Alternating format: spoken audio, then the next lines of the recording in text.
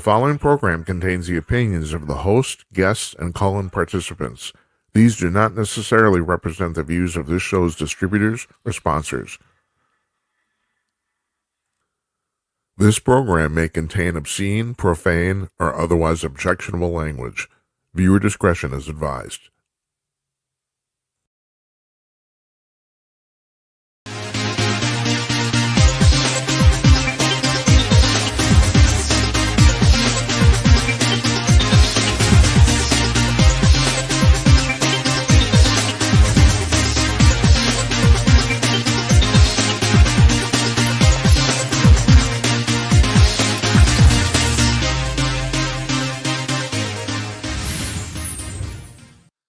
Howdy ho, everybody. Coming to you cordless from glamorous Minneapolis. It's Thursday night, February 19th, 2026. I am Jim Peters, and welcome to another edition of Jim Peters at Night.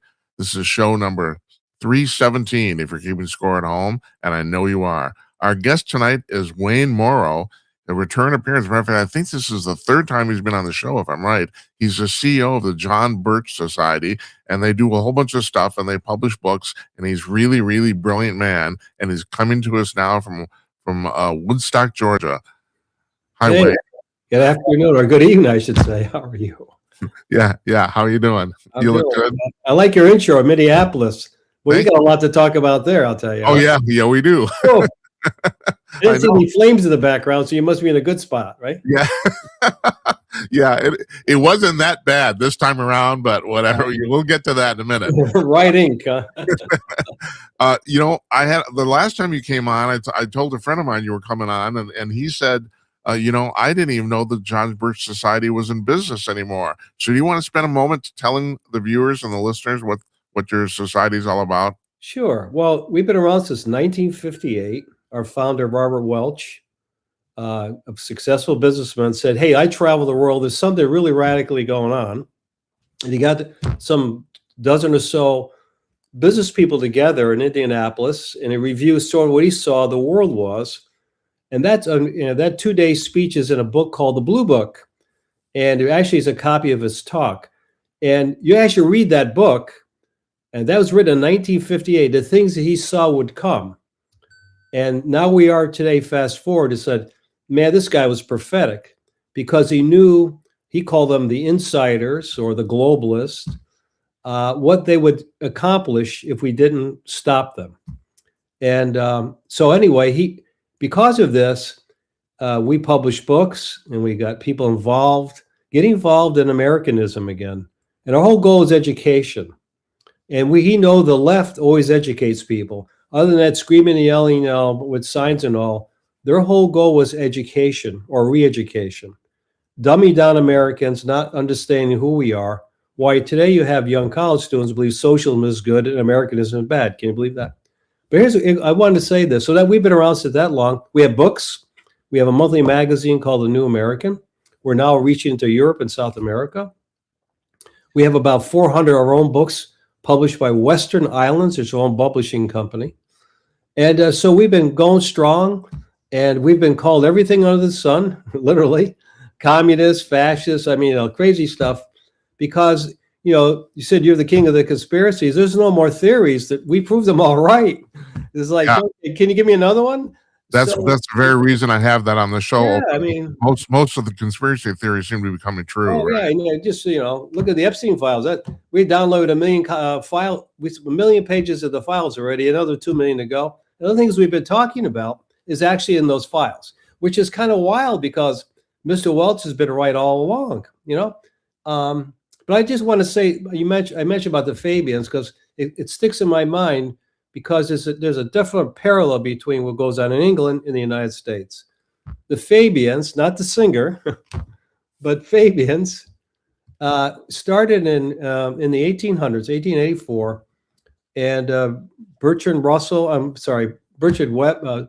Sidney Webb, and Bertrand Russell, and Sidney Webb. Those folks started the Fabians, seeing it would be kind of the socialistic route, the very slow, progressive way, not the Marxist way, which is more revolutionary. And they said, we'll go slow and steady. And their original moniker was a wolf in sheep clothing. And that didn't go over too well. So they changed it to a turtle. I asked people, say, why they had a wolf in sheep clothing. That was a confession. It really was. Yeah. Because they were very deceptive. So if you go onto YouTube, your listeners go onto YouTube and dial in YouTube, Fabians, you'll see a whole string now of Fabian commentaries on how the Fabians are destroying the country back since World War I and II. Yeah. And so Tony Blair was certainly, he called the third wave of socialism. Clement Attlee, back after the war, 45, created the welfare state, NHS. And here we are today. Every Labor Party prime minister was a Fabian. How about that? 140 some MPs are Fabians. They started the London School of Economics. Did you know that? No, I didn't know that. The Bank of England is run by a Fabian. Liz Truss was the prime minister of England for 2 months. Yeah. And I met her, and I saw her at a meeting last year in Virginia at a university. And I talked to her. I said, Liz, you never mentioned that the Fabians sacked you. It was the Bank of England. Said, the economy is going upside down because of you, because she was not a Fabian, but the Bank of England CEO was a Fabian. So they got rid of her.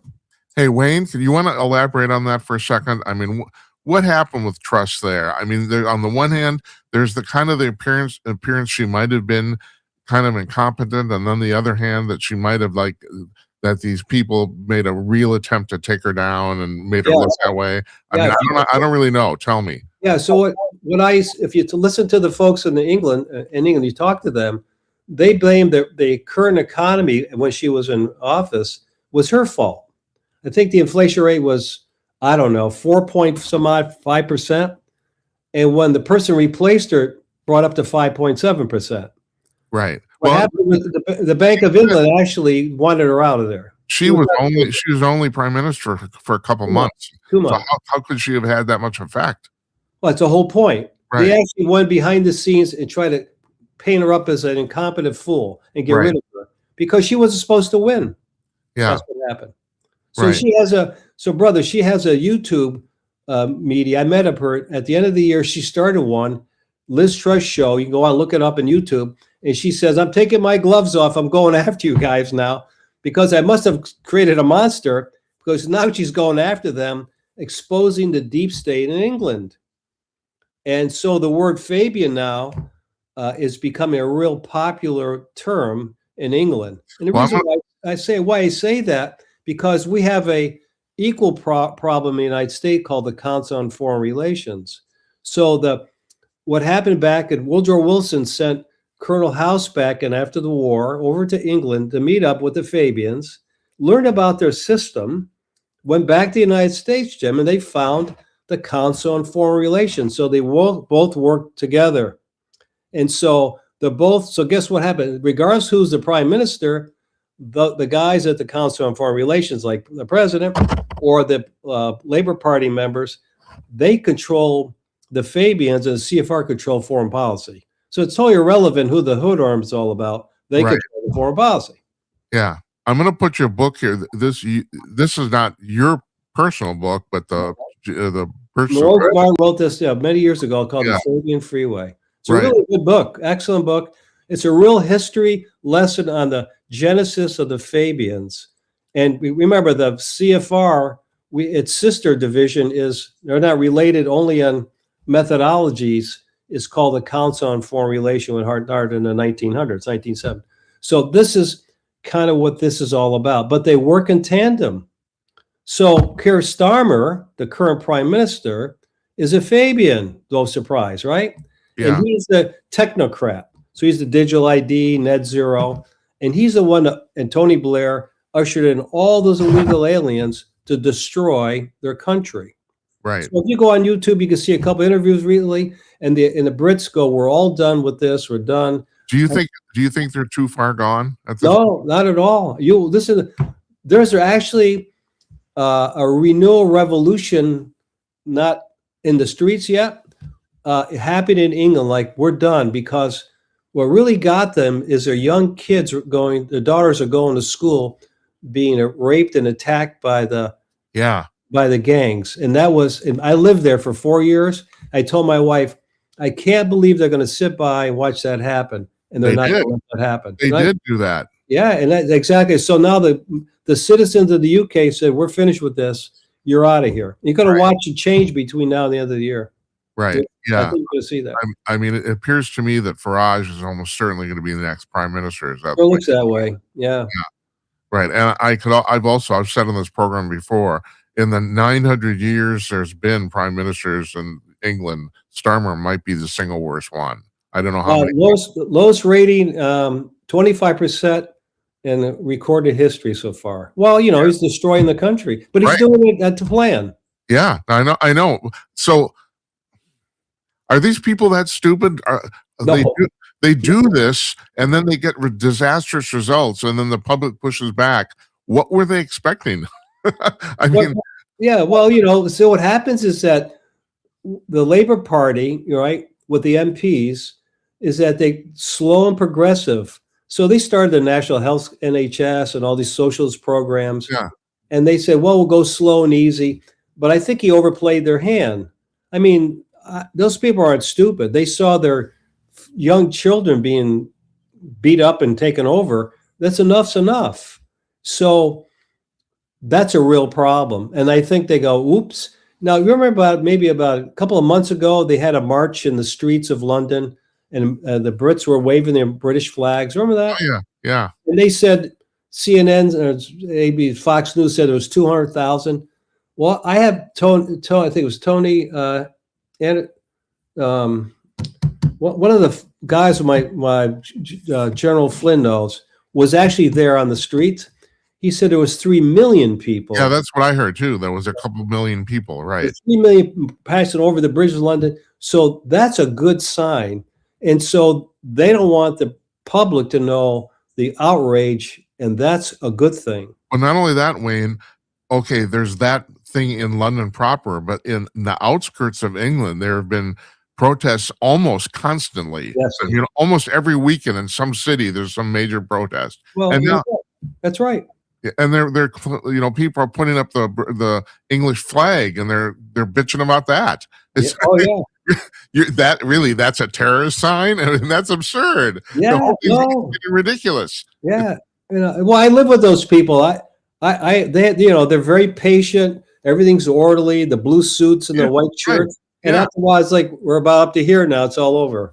Right. Which is a good sign for us, because they saw us as they said they're against DEI now. They're all against that stuff. So what some of the things Trump has done good and some are bad, of course, the things that have happened in the United States, they see it as encouragement for them that you can take a bad situation like we had the last couple of administrations, right? And actually turn it around. And so we gave them inspiration to make that happen. And I see that's what we're seeing. So that's all good signs. So I think when when citizens of that country get fed up, then politicians can't hide any longer, because we're too busy making a living paying for bills. And they know that. That's how they get away with it. But after you get to the point where you can't stop any longer, now you have that pushback. Well, you just touched on what I consider the global problem here. You're talking about the fact that people just want to, live their lives and raise their kids and pay their bills. And it seems, and then the progressives will turn around to the conservatives and call them fascists and Nazis, of course. Even though it's the progressives who are trying to control society. They're basically, it's like, it's projection psychology. But so I've always, and this is not a rhetorical question, and maybe I've asked you this before, but still, I'm constantly looking for the answer. Okay. Why do people try to control other people? What is the point of progressive control of society? What is the point of it? People love power. They do, don't they? That's what it is. They're drunk on power. Yeah. And that's gone through the course of history. Right. But so they want to control where you live, you die. They want to play God. So I'm just naive, aren't I? I think that here in the 21st century, I think we maybe start getting over this. We're not getting over it. No. It's been going on since the days of the Roman Empire. That's right. Before then, it's nothing new under the sun. No, there isn't, is there? No, Not at except for all. AI. Yeah, that's right. Now, and also now I cropped a couple articles out of the New American and from the website that were all three of them were published yesterday. Okay. So and here's the headline to one. CBO says America's debt spiral risks growth as spending outpaces revenue. And I'm looking at that. Look at that, huh? Well, you could have written that headline anytime in the last 25 years. The economy's doing great. Remember that? Yeah, that's right. That's right. So, but I do have to, the CBO actually did, the Congressional Budget Office did put out a quote, and here's their quote. CBO's latest baseline shows an unsustainable fiscal outlook with debt approaching record levels, deficits remaining elevated at more than twice reasonable targets, and interest costs exploding. No shit. Okay. Yeah. Really? Just remember, the economy's doing great, strongest ever. My You believe mother, that one? yeah. Well, okay, where you stand on that? That's the other thing. There's conflicting messages going on here. In some ways, on the surface, the economy is doing great. On the other hand, there are people who really think that we have doom and gloom coming up really very shortly here. Where are you on that? Well, I think the average American's having problems. I mean, there are record delinquencies on payments. Houses are upside down on underwater, as far as value, good correction in the market. But it's all done on purpose, by the way. Well, yeah, of course. To destroy the middle class. Remember, we go back to the conspiracy. The problem is you have the elites, then you have this middle class, and then you have the lower class. The United States is very unusual because we have a middle class. So they have to wipe the middle class out because there's only the elites and us slaves. Right. So the whole goal of the last years has been destroying the middle class. Yeah, I heard what we're seeing happening. I heard an interesting somebody, and I don't remember who said this, an interesting concept about somebody who's talking about the non-productive elites. And those would be people who are not entrepreneurs, your college professors, or not in private industry, the people that don't really create any real money. We call those trust babies. Yeah, and now they're elites anyway, Oh yeah, well, that's what the answer to your question is people are power hungry, and they want to play God, and we determine that where you live and where you go. That's the 15-minute city scenario. Yeah, that's right. You can't travel here, there. It's all about control. Yeah, it is, and it bugs the crap out of me. But it's interesting. We talked about this before. Is that whose fault? If you have a bad politician representing you at the state level or at the federal level, who elected him? Your neighbors did. Yeah. Well, whose fault is it? Your neighborhood. Well, you just brought up the thing about the fact that a lot of people aren't doing well. So I was reading this morning about and you probably heard about this too. Polymarket, the company, they opened a pop-up free grocery store in Manhattan in the West Village, and it was swamped. And so some reporters went out there and talked to some of the people, and and of course New York City is probably an extreme example too. But that said, there are a lot of people who are not doing well. And then, people talking about the socialism comes on and all, it's like, we can tax the billionaires and, it's and provide free stuff. And if you're not doing well, it looks very attractive. Oh, yeah. I said, I know you live in Minneapolis. Think about Riot Inc. and all the rich are actually paying people to do rioting in the streets. Yeah. So here's the question I always ask people. Why would the rich and elite pay for people to march in the street to say, tear down the system? Why would that make sense? Why would someone who's gained so much wealth in the system want to destroy the system they're in? Well, that's been my entire, the thing about George Soros. Here's a guy who truly is a rags to riches story, escaped from the frickin' Nazis and came over here and made $1 bazillion, and now he wants to tear the whole system apart. And I do not understand his logic. I don't understand what's going through his head. But I can help you with that. Yeah, please. Well, he wants to destroy the center of the system with the middle class. They're not going to destroy anything. They're replacing it with them ruling it. It's not the guys, ninnies in the streets they hire. Those are cannon fodder. They get rid of those people like they've done in other communist countries they destroyed, like Cuba and all. They just take those people, just do their dirty work for them. So there's going to be the ruling class, the technocrats, and us serfs. and they're not going to go anywhere. You think the current Muslims are going to be running the United States and anything? Not in a million years. It's never going to happen. Give me an example of the poor working class rise up and take over the government. Can you give me a country have done that?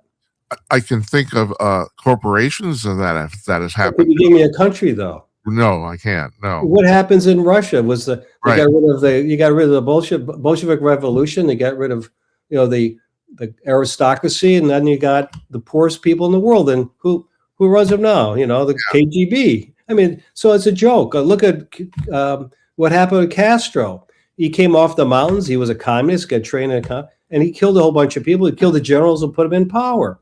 Right. How about Mao Zedong, who was placed by Stalin in China? He killed 100 million people. So why doesn't, I harp on this show all the time, that socialism and communism has never succeeded anywhere it's been tried. But socialism was a slow walk to communism. That's all it is. How come we don't learn the lesson of that? What's wrong with people? Because we're not taught that any longer. It's all a good thing. Oh yeah, We're going to give you $15,000 a year. You're going to love it. Yeah, that's right. And I'll live downstairs in the basement with your mom and dad, and your life's going to be great. Yeah. You think I'm kidding? They hear that all the time in college. I know you're not kidding. But I know that people do buy this. I know that. Of course they do. I don't have to work. I can hang out with my, play video games, and my life's great, wonderful. Yeah. So, all right. So speaking of that, so what's happening to young men in this country? I've seen good question. I've seen a resurgence of young men. I meet them on college campuses, and they said, we've been lied to. We want to have a future. We don't have one now. It's time for us to take hold of this because we know we've been lied to. I'm seeing that in young men. I'm glad they're figuring that out. But here's the drift. The young men are moving to the conservative side, and the young women are moving to the liberal side. For sure. It was young women that what I'm seeing elected in New York. Yeah, I'm seeing that. They're going like, well, we're going to run corporations. We're really, we've been taken advantage of. And so but remember, the enemy purposely divides male and female on purpose, so we never get along any longer, which is against God's plan, of course. But that's the game they play. It's a head game right in here. Yeah. And young men are actually seeing what we're talking about, and they want to preserve their country. That's what I'm seeing. I'm glad you're seeing it. I am. My thing is here, in my business here, the current fashion is for these 3-hour podcast interviews, and most of these young interviews are run. These programs are run by young men, and I just look back. Well, nobody with a real life has time to sit down for listen to a 3-hour interview. So all I can think of is the only people who are actually watching this, but there's millions of them, are unemployed young men. That's the only thing I can think of. Yeah. I just don't. I don't think that's a good sign. Read a book. Yeah. Well, right. You can't read. True. That takes a long time. They can't read. Yeah. That's another problem, by the way. Our education system's been destroyed on purpose, by the way. Well, of course it has, but it's. I don't understand why people aren't getting a clue on that either, or maybe they are. But they are. So as I travel the United States, there's more people who get it, but they're not in the national news. So that gives you a perception of everybody in Minneapolis hates everything going on, and everyone's burning the building down. Well, you leave Minneapolis proper, you go to the countryside of Minnesota, you find very conservative people there, don't you? We have a very unusual state, and I can't remember. You probably know the term. I never remember it. The more than half of the state lives in the Twin Cities Metro, and the Twin Cities Metro is very liberal, but the rest of the state's very conservative. It's like every other state. Yeah. Georgia, Atlanta's very liberal. Out of it, it's very conservative. You go to New York, the countryside, upstate New York, very farmer types, very conservative. Same story, but the enemy knows if they control the population source, they can control what happens in the political realm. See, it's all the plan. It's all the plan. But Americans have to wake up and say, look, I have to participate in the process. You and I've talked about this. The elections are coming up in the fall. They have to, question their legislators. If they're not doing a good job, you should hold them accountable. This isn't magical. No, it isn't. It isn't. But people don't do it. It's like, and especially voting in midterm elections is, usually the reason the socialism is succeeding on a local level is because a lot of people don't vote in local elections. Right. Yeah. So, Little town I live in, we had ran for mayor, 25,000 registered voters. And my wife campaigned for a friend of ours, very conservative man. I liked him a lot. And out of 25,000 votes, he lost by 356 votes. And out of 25,000 registered voters, 3,900 people voted. it's terrible.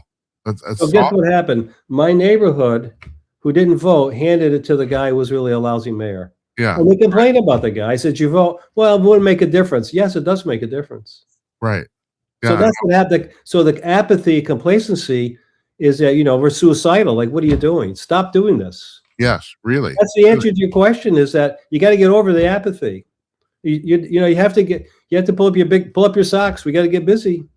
You'll hand your country over to the enemy, and it's very hard to get it back again. The thing is, it doesn't take that much time. I mean, how much time does it take to vote? I mean, 4 hours, 4 hours of your life, it's like, and basically if you did that, you're doing 70% of your civic responsibility. I mean, so that's all really we need is people to get out and vote.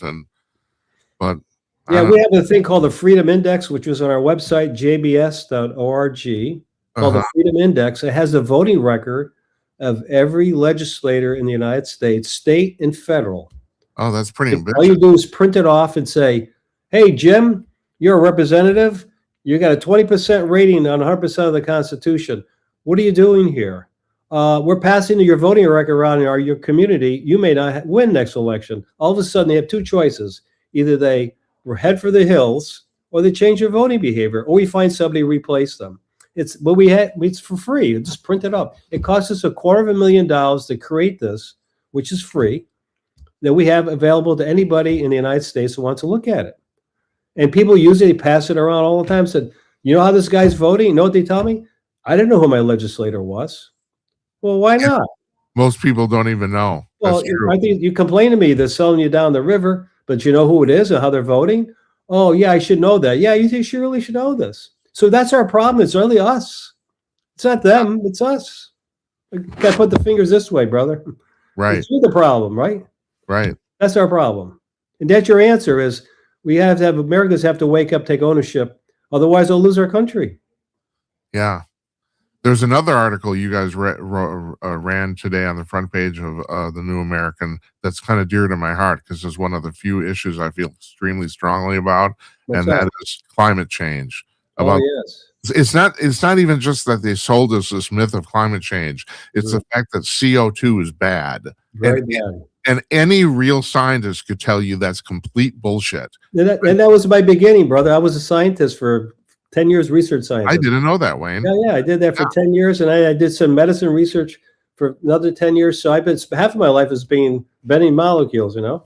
But, CO2 is a gas of life. It is a gas of life. It is, the thing about this issue is that we've been sold something that's so utterly wrong for so long, and so many people believe it. I mean, I think it's the biggest single grift in American history. Oh, it's awful. I'll give you an interesting example. When the leaves show up in Minneapolis, right, in your branches of trees, look at the branches of a tree and the leaves, right? Mm-hmm. And if you look at a picture of a lung, it'll look the same. Oh, yeah, right. So isn't it interesting how God works? Right. The lungs are like the tree's lungs. The tree's lungs give us oxygen, and we expel to give them CO2. What a good deal that is, isn't it? I know. And the thing, and I'm sorry. At this point, Francis Crick, the guy who discovered DNA, even he said DNA is too complex to happen by evolution. Oh, of course. Like, there's no freaking way you could figure this out. I mean, that this could just evolve by chance. There's no way in hell.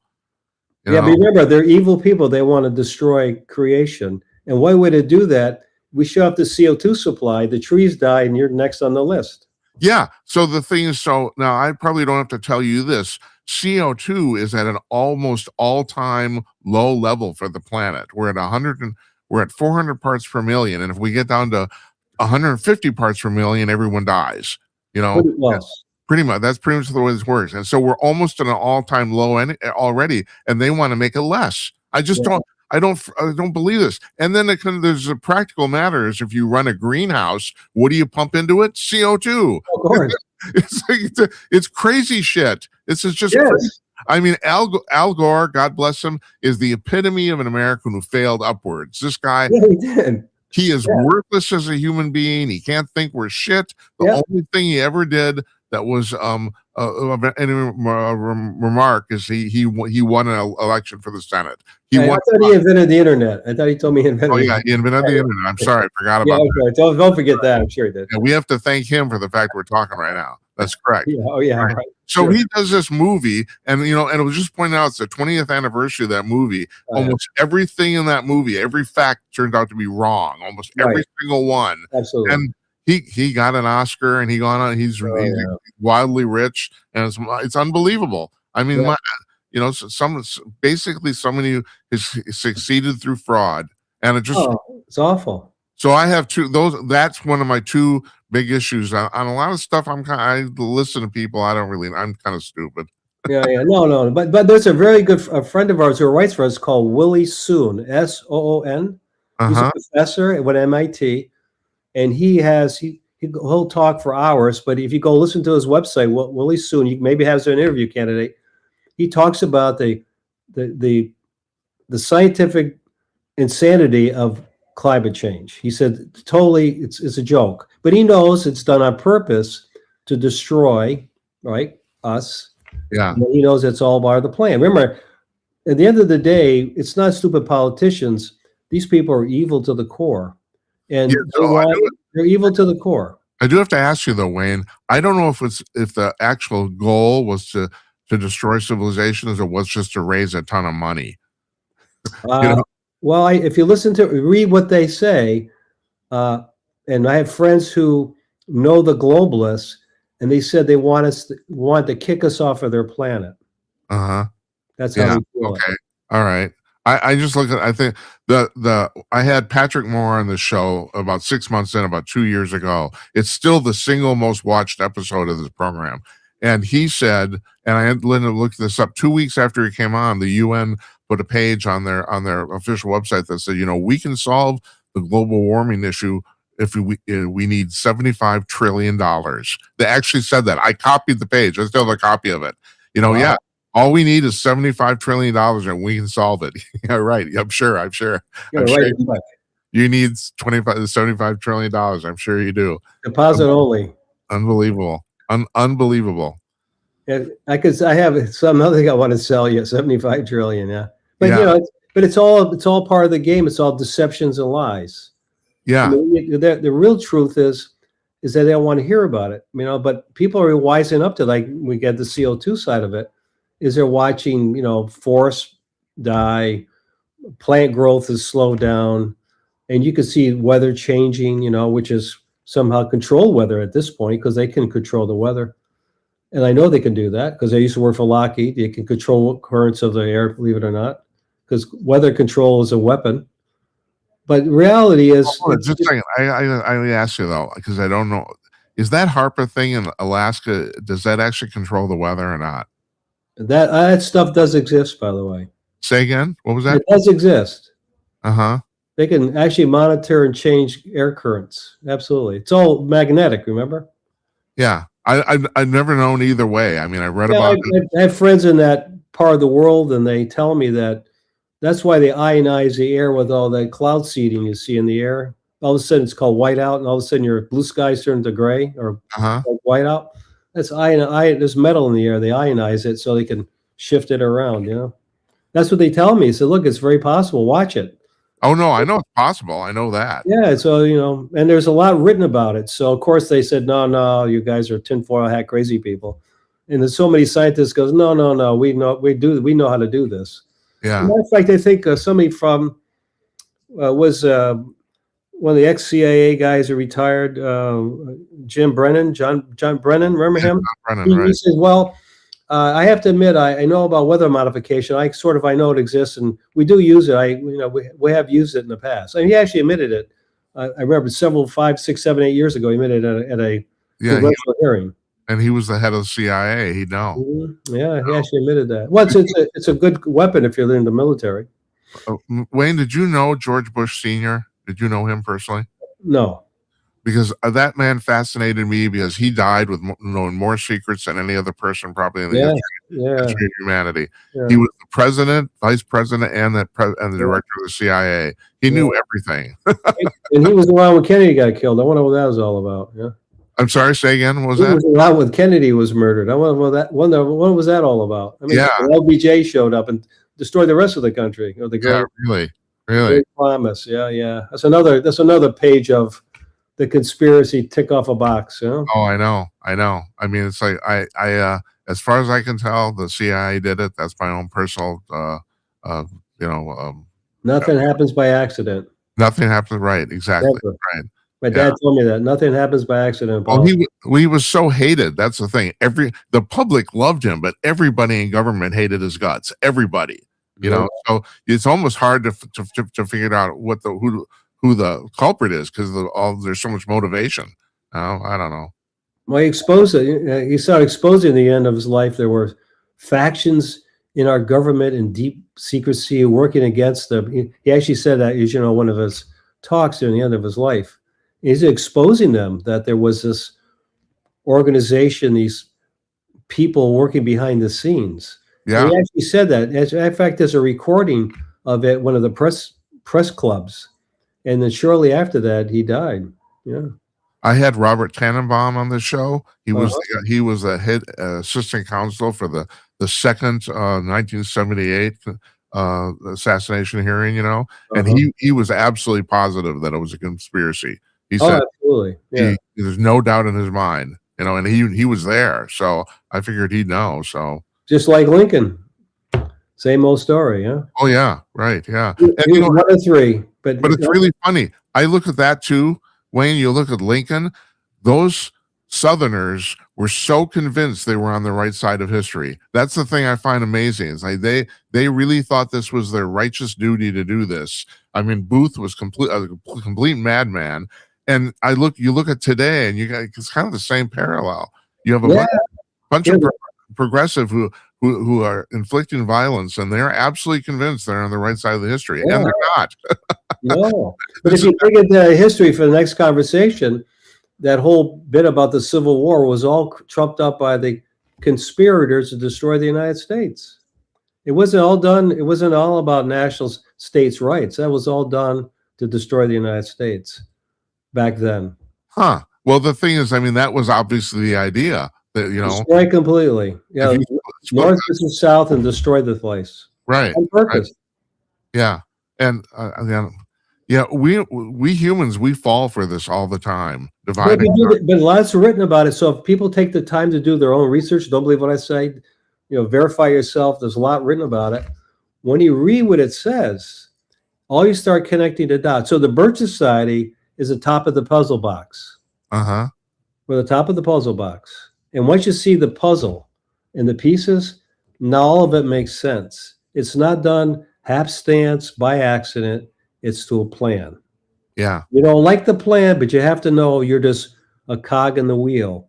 And you don't have to be.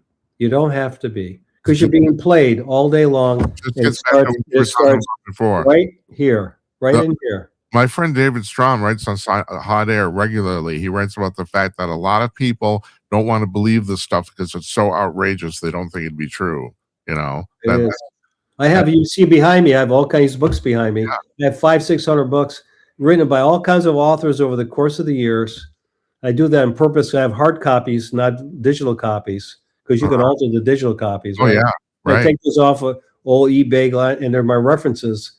And they come out and say, this is exactly what happened, a point of history. I was there, or they died, or they came out of it, and that's there. They actually validate. So it's not me saying, I'm referencing what they said, because they felt moral responsibility to tell the truth to people because they knew their end. So right now we got the SAVE Act going on, and the amazing thing is the entire public is for this. I mean, every single poll that's been done, 76% of black people are for it, 71% of Democrats are for it, and yet they're continuing to suggest that people won't be able to vote because of this, which it's absurd. It's absolutely absurd. They have no constituency, and yet they're still pushing it for this. And the obvious reason is because they want to cheat.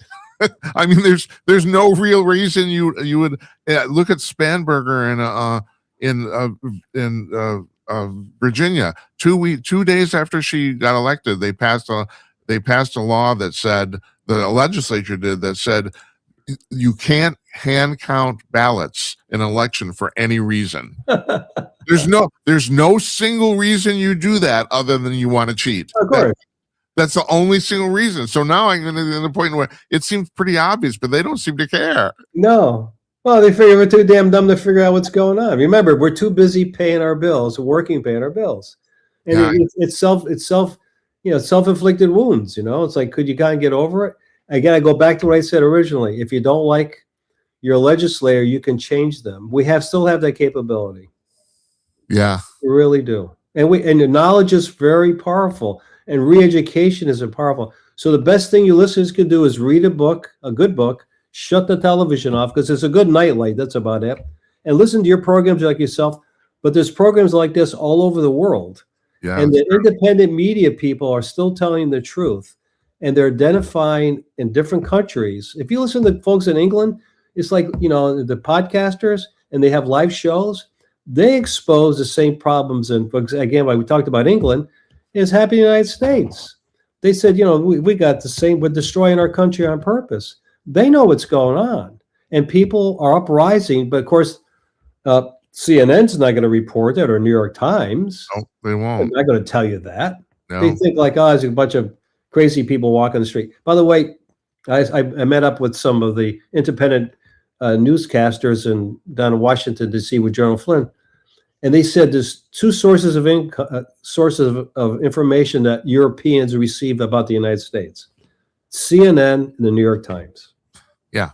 And it's all about Trump.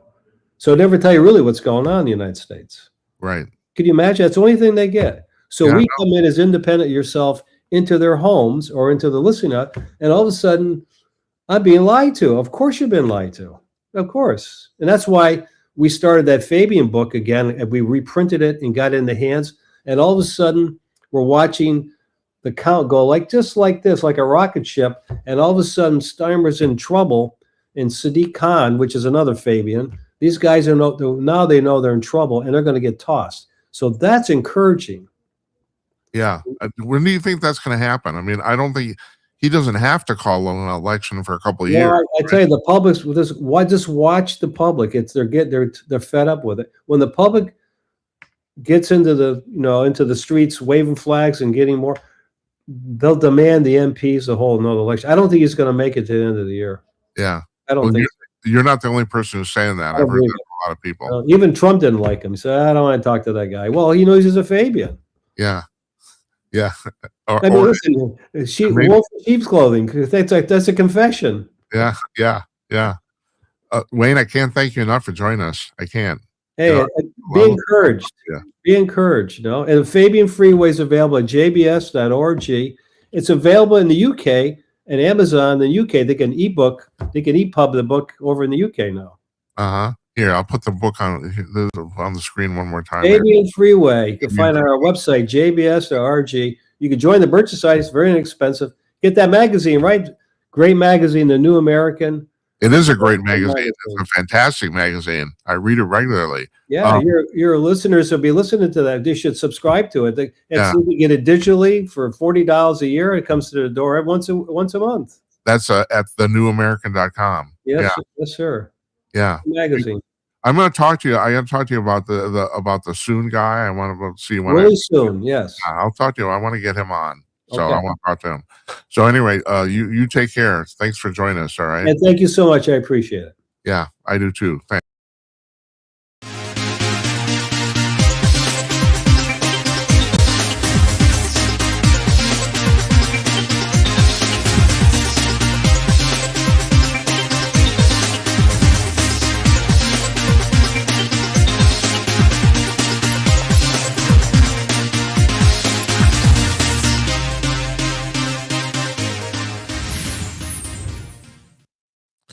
Our thanks there to Wayne Morrow. I'm screwing this up.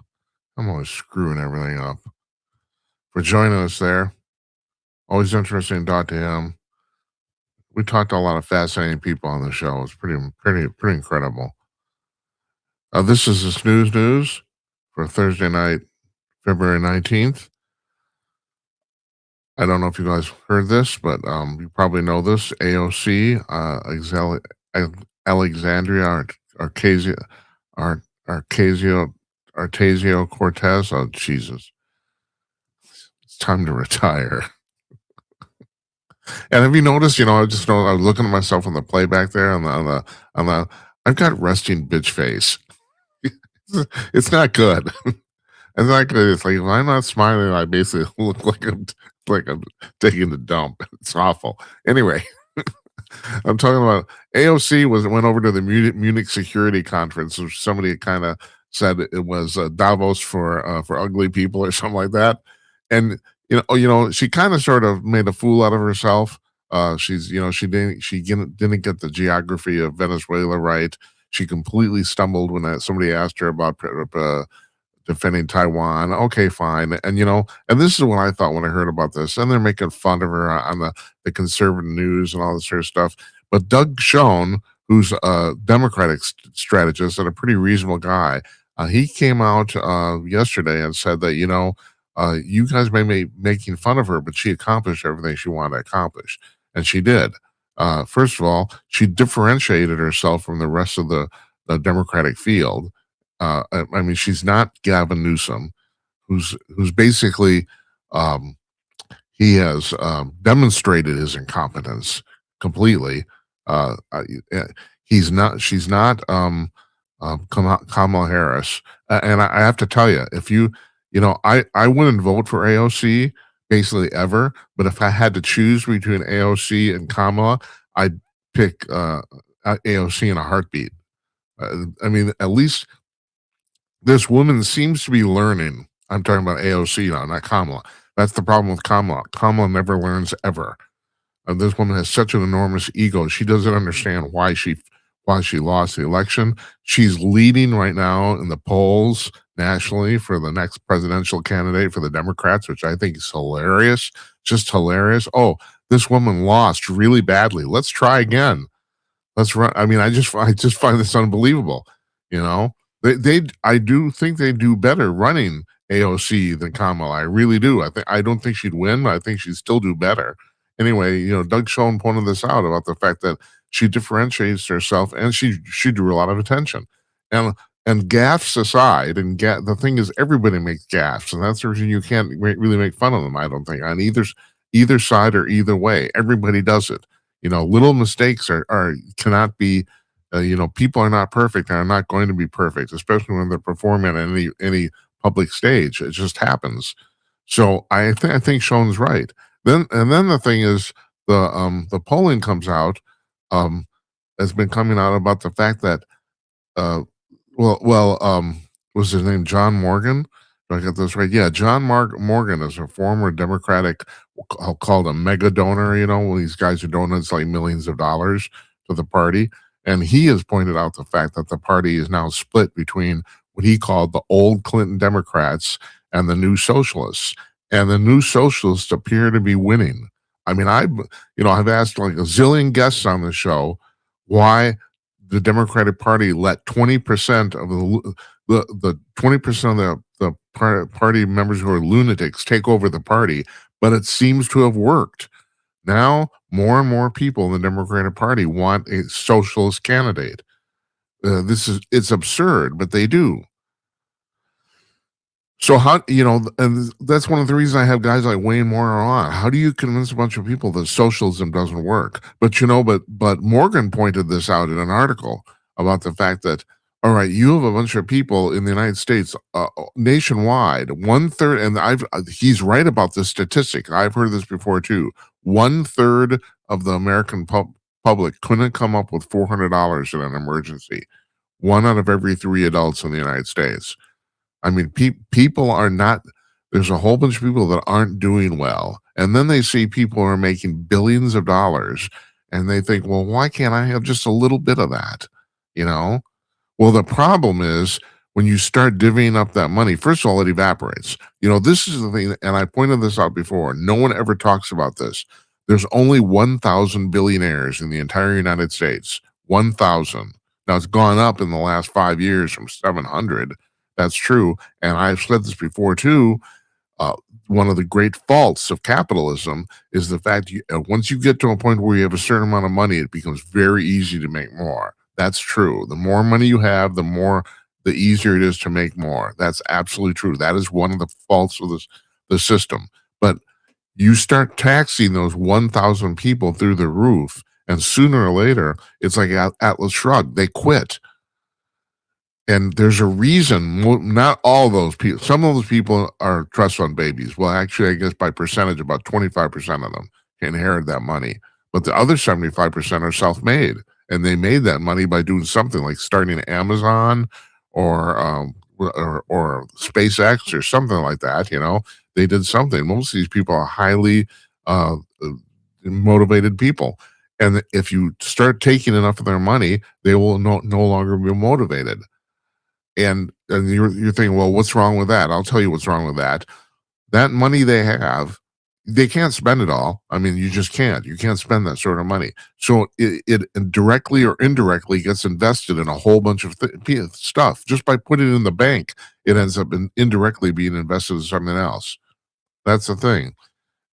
And this, I can't stress this enough. And this is the part the socialists and the communists don't get. It's not a static pie of money. There's this theory that most Americans think that, if Elon Musk has more money, that means I or someone else has less. It doesn't work that way. Capitalism is the only system that actually creates money. The money that Elon Musk has actually, actually has nothing to do with you. Now, it could indirectly, like, for example, if you take a loan out to start a business, very indirectly, the bank has that money because Elon Musk invested in it. Yeah, or put the money in. So, I mean, that's the problem. It's a very complex system, and no one seems to grasp the fact that it just works on its own. No one controls this, and it actually just works. That's the thing about the invisible hand. I've talked to all the economists who come on the show too about the fact that most Americans can't grasp this concept. There's a progressive woman who wrote a book a couple of years ago called The Visible Hand. The fact that government has to control this. Not only does government not have to control it, government can control it. It's too complicated, but it does run on its own. And it's a marvel of human organization. Humans just self-organize.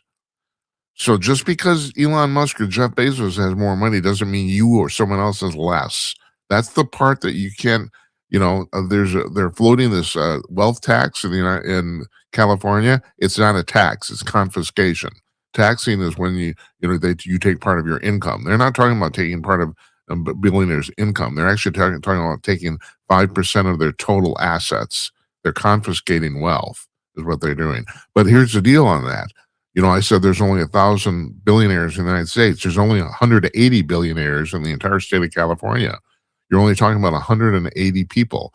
Now you can take, if you take 5% of their $1 billion, $50 million bucks, and you do that like 200 times, so you got about $1 billion or something like that.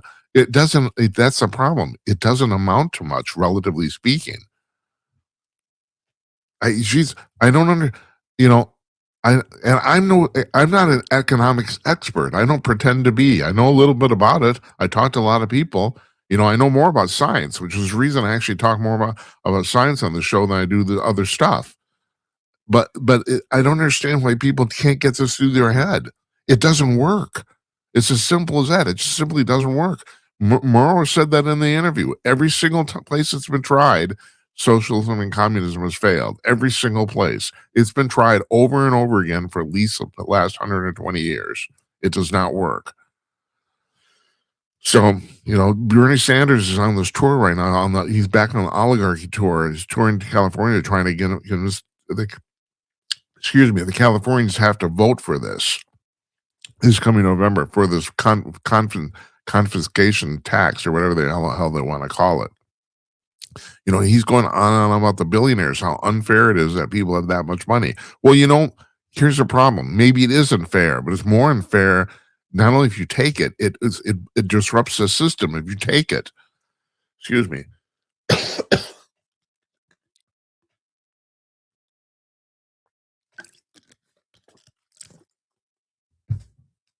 That's the thing.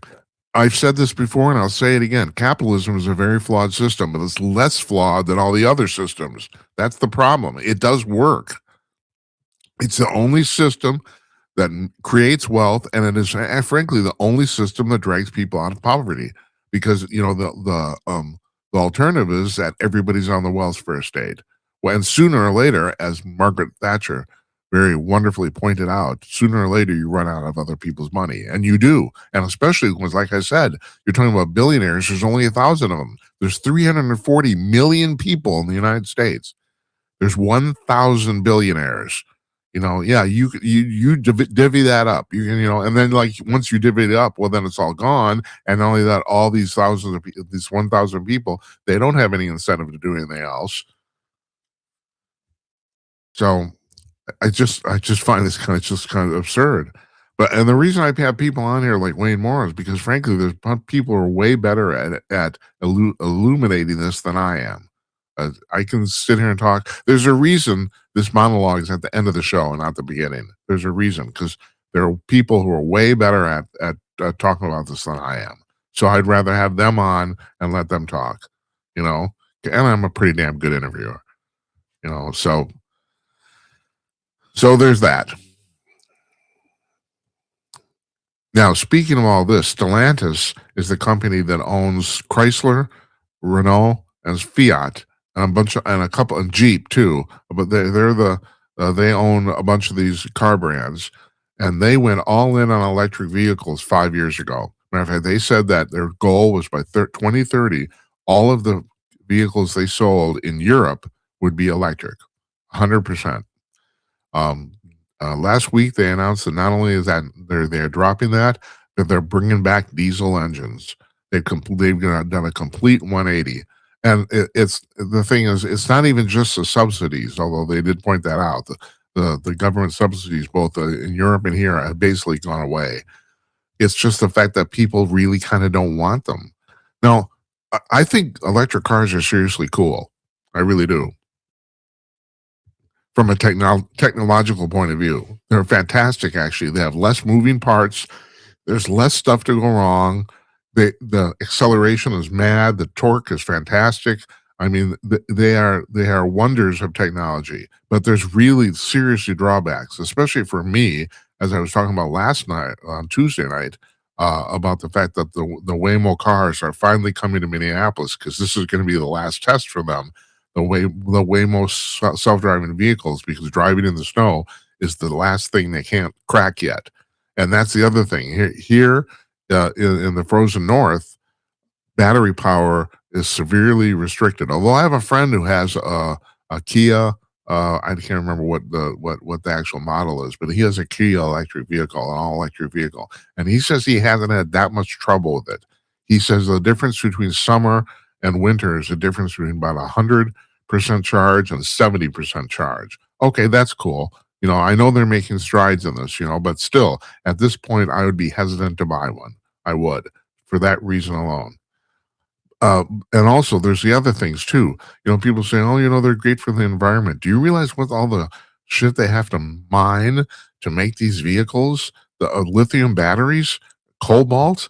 I mean, I joke about this, but I'm not kidding this time. They literally have children in Malaysia literally mining with spoons to get cobalt out of the ground. Literally. They're doing that. I mean, it's like it's almost slave labor. The batteries only last about 10 years, and after that you have to replace all of them. And I don't know about the rest of the industry. I know that Tesla works like this. Tesla you don't have one giant battery in your car. You have thousands of tiny little ones. They literally stuff them everywhere, even like in the door sills and stuff like that. The car is stuffed with little batteries, little lithium batteries, and that's the reason they could do it so quickly, actually, because they got those lithium batteries off the shelf. I don't know if every car manufacturer is doing that, but it's just there. If you think you're saving the environment by driving an electric vehicle, you're nuts. 80% of all the electricity in the United States is still produced by fossil fuel.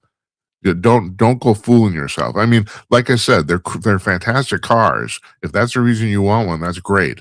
If you can deal with the other stuff, that's fantastic. Good for you. I don't think I can at this point, but I like I said, as a technological achievement, I admire them. But if you think you're saving the environment, you're crazy. Just get over that. Anyway, yes, Stellantis announced they're bringing diesel engines back. You know, they're kind of smelly, kind of noisy, but they work, and they save money, and you don't need a starter, and God bless people, and they run the fantastic in cold weather too. There's that too. All right, so the Chinese now. Now, the last time I talked about this, so the Chinese are working on these Android AI robots, right? They said there's a company. I've said this on the show several times. There's a company in China who says that this year they're going to release an Android robot for warehouse and factory use that costs $6,500. Right now they're about 20 grand. And people say, well, that's a lot of money. Well, when you think about this, it's an Android robot. It runs around the factory. It does whatever you tell it to. It's basically an employee. Also, it doesn't need a vacation. It doesn't need a break. It doesn't need lunch. It doesn't need health insurance. It runs 24/7. It does not need to sleep. So when you think about that and put all the costs of that together, man, you're saving a lot of money. And that's $6,500. Oh boy, Jesus! They're going to. Well, I was going to say they're going to sell a ton of these, but now Howard Lutnick, our Commerce Secretary, has already said they're not going to allow China to sell AI Android robots in the United States. They're not going to let them import them here.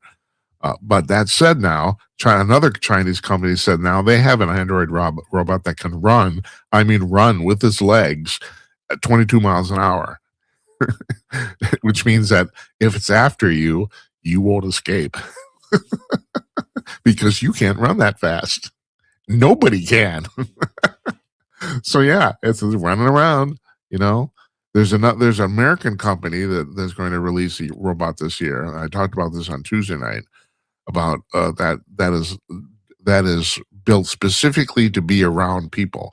Now the warehouse robots are built to be around people, but they're mostly built as they're lifting and physical tools. But this company that's going to release this is the type of robot that you could use in like a senior care facility or a hospital. They're specifically designed to be around people. Like they won't spill stuff on you. That's what they're claiming. They haven't set a price yet, but this is going to be on sale next quarter if I'm right. And I don't know the name of the company. I don't know if I'd say it if I did, and I don't know how much these are going to cost. But they are. This is coming out shortly. But Ludnick said that the Chinese robots won't be allowed to come to the United States. So that's really interesting because they're going to be able to make them really cheap. Because like China usually does, they take a loss leader on this stuff just to saturate the market. That's what they do. And with that in mind, I mentioned this on Tuesday night too. There's this article written by Matt Schumer that about how AI has improved vastly in the last 3-4 months, or even the last couple weeks. About how basically we're all toast. He talks about the fact that as he's a coder himself, and I can't remember what company he works for, but he says now the AI can do its coding completely without any supervision of him at all. He just tells it what it wants and it will produce code and it works. And he's also brought up, and this is where I said this is the tipping point, and that is now the latest versions of the Open AI and the Anthropic AI systems are coding. They're doing the upgrades to themselves. They're coding their own upgrades. And I already said, when you get the robots working on the robots, the game's up. And even that's, I mean, you even think about that when it comes to the android robots running around. That is going to be the future. When the robot factory is run by robots, what do we got to do? You know? And so Schumer makes this argument, and I've said this for a long time. Now, this is going to be very disruptive to the economy in the United States. A whole bunch of people are going to lose their jobs very quickly. And when I mean quickly, he says in the next year, and I agree, it's going to start happening in the next 12 months.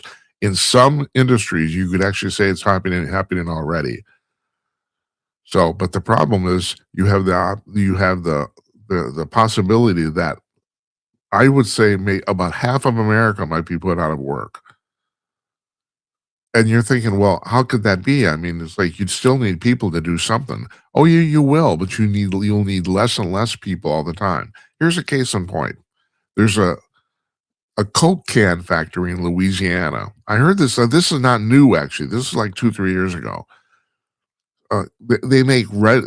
All they make is red original Coke 12-ounce aluminum cans. That's all this factory produces, and it runs 24/7. So about 5-6 years ago, there were 200 people working 3 shifts. It was working 24/7, 3 8-hour shifts. Companies working, it was working full bore all the time. Now that entire factory is producing the same outlet with only 6 employees. They have 2 people on every shift, simply to make certain none of the robots break down. Simply there to make certain everything running there. And if they do, those 2 people have the ability to fix something. So they went from 200 to 6 employees.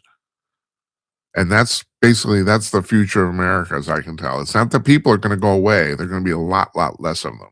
And somebody was talking about, I was reading online, they're taking bets now of what the first company, billion-dollar company to be listed on the stock exchange that is run by one single person. And that I said that 25 years ago, that's going to happen. You're going to have a listed company on the stock exchange that is only consists of one person. That's going to happen.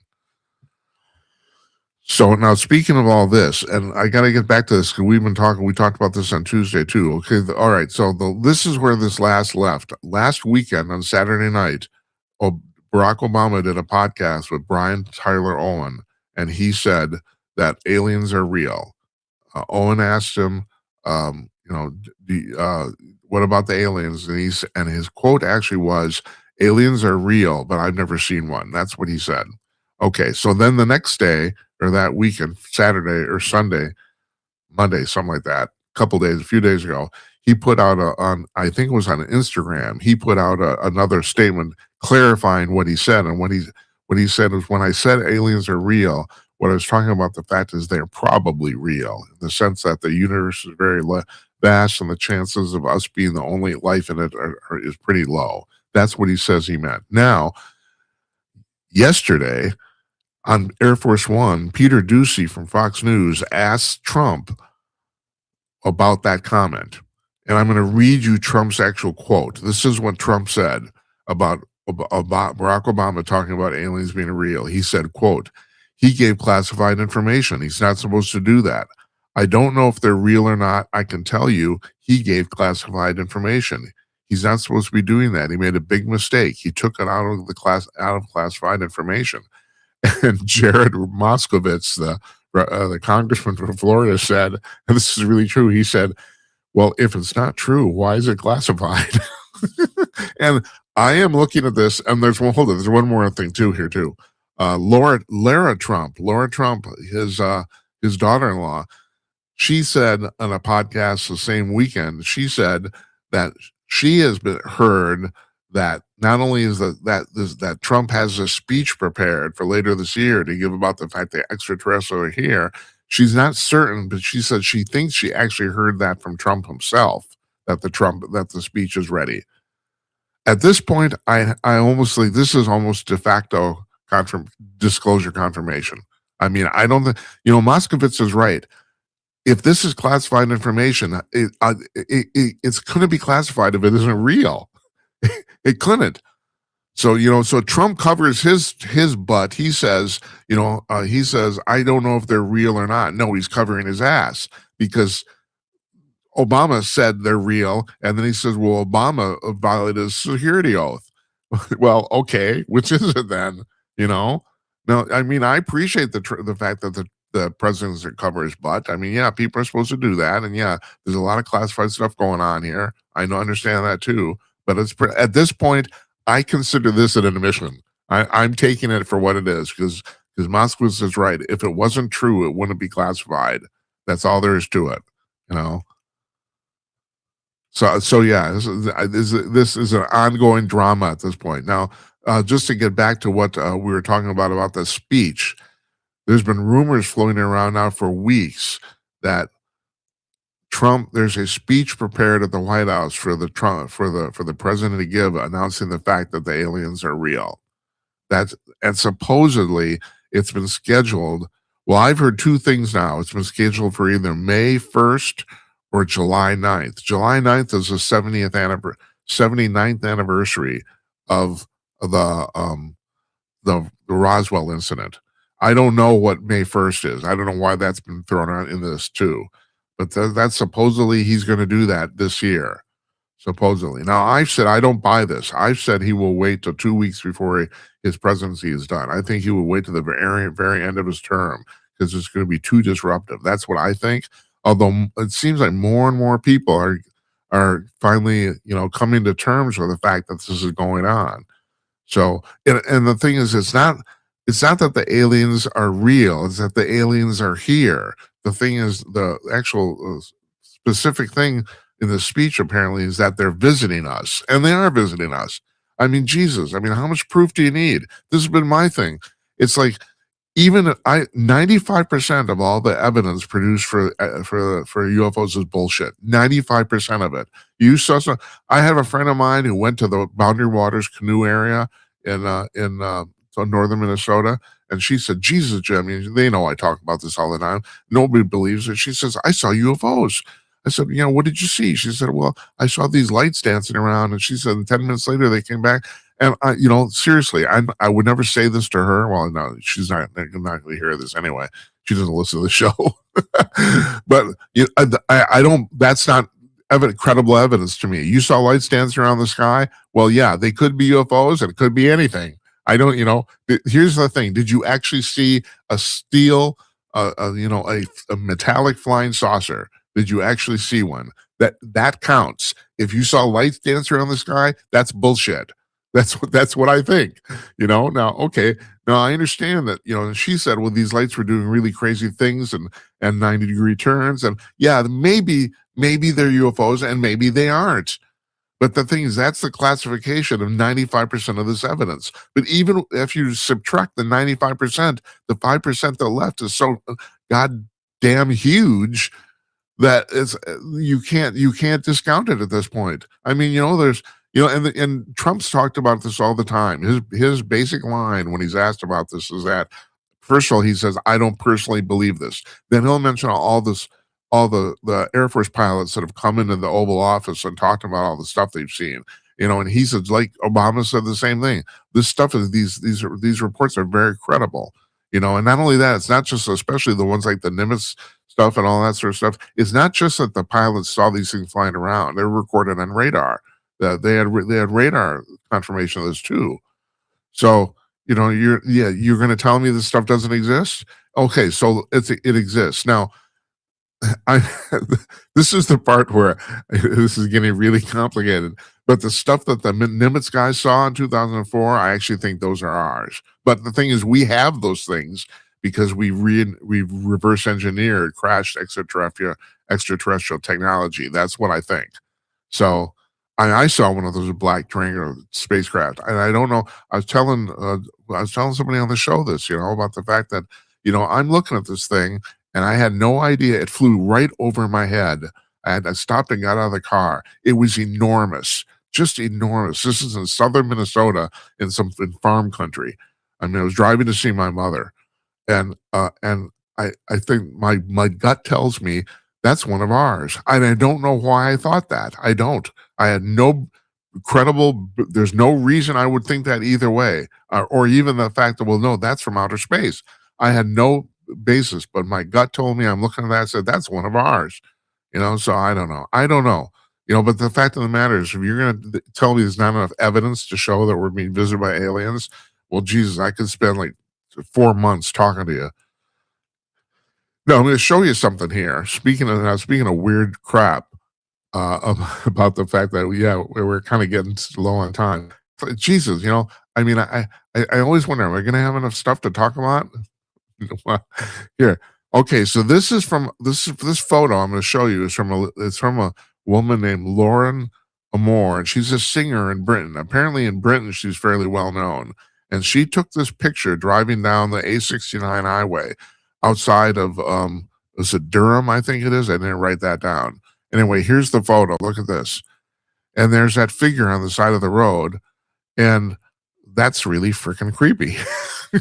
So people online have mentioned the fact that it kind of looks like that Slender Man thing that was in the paranormal literature, years ago, But the thing is, I don't know if you can see this. You can see through it. I mean, you think, oh, that's just some guy, but he's really slim and his face is kind of lit up, and that could be anything. But then you look at his legs, and you can actually see through his legs. You can see the stripe of the highway through the bottom of his legs, and like, what the hell is that? And I don't know. I suppose you could fake that. I'd be pretty, but that's creepy. That's just plain creepy. She swears she just took this photo. She saw this thing and just took the photo really quick, or someone in her car did. I can't remember what it was, but yeah. So there's that. So I don't know if that's evidence of anything. So I've had people come on the show. Bruce Solheim comes on and stuff. And, talk about the fact that it seems like all of this stuff, both the UFO stuff and this paranormal stuff, all seems to be kind of connected. And I don't understand that, or if it's true. I think it might be a dimensional thing. It's like, that there seems to be some evidence or talk that the ETs are traveling here via some sort of interdimensional technology. In other words, because everyone said, you can't go fly faster than the speed of light. And technically that does seem to be true. I mean, you can't, but the thing is, it's the workarounds. That's how people are figuring out how they're doing this. So and so if you have to go through another dimension to get here, from Zeta Reticuli in half an hour, well, what else is in that dimension? This guy, I'm still trying to get this guy on the show. There's some doctor who's been researching DMT, which is the hallucinogenic drug, and he says he finally figured out very suddenly, and this is quite a revelation, really, and this is the reason this guy made the news. He's finally realized that all the people who take it end up in the same physical place. It's not that the same thing happens to them or in their hallucination, but they end up in they all describe the same physical place. And that's, how the hell does that happen? If your mind's having a hallucination, and it should be different from the other guy having a hallucination, shouldn't it? And he does point out that it's the stuff that happens in these hallucinations are different, but they're all happening in the same physical location. I don't know. That's really crazy. Finally, I want to end tonight a little sad note here. Nick Pope, a UFO investigator, guy you've seen on a zillion UFO programs, Ancient Aliens, all over the place. He was the guy who worked at the Ministry of Defense in England and was in charge of the UFO desk there for years, and then went out on his own and decided to start talking about this stuff. Has announced that he has inoperable cancer and has stopped working, which is very, very, very unfortunate, both for the world and obviously for him too. He always seemed like a great guy and a completely straight shooter, and everybody who knows him says that. So, good luck to him. He quit work. He retired now very suddenly, and apparently he has been upfront about the fact his diagnosis does not look good. So our best to him and his family. That's our show tonight. I want to thank Wayne Morrow again. Okay, so here's the deal. We're going to have a show on Monday. I don't know who the guest is going to be yet. Hasn't confirmed it. Next week, we have shows Monday, Wednesday, and Thursday. We're taking Tuesday night off. I'd like to tell you we're taking Tuesday night off because of the State of the Union here in the United States. We're not. We're taking off because I got to see my mother. She's 101, and she does not live close to Minneapolis. It's a long drive. So I have to go take care of some family business, and that's the reason I'm taking Tuesday night off. But it's a good time to take because the State of the Union addresses that night. So instead of watching this, you can watch that, and then we'll talk about it on a Wednesday. So we're having shows Monday, Wednesday, and Thursday next week. I mean, we're basically getting back to our 4-night a week schedule next week, except I have to take Tuesday off. So that's where we're at on that. I want to thank you folks for watching. I really appreciate it, a lot. Good night, Uncle Donnie, wherever you are. And good night to you, wherever you may be. We will see you next Monday night, folks. You take care, all right?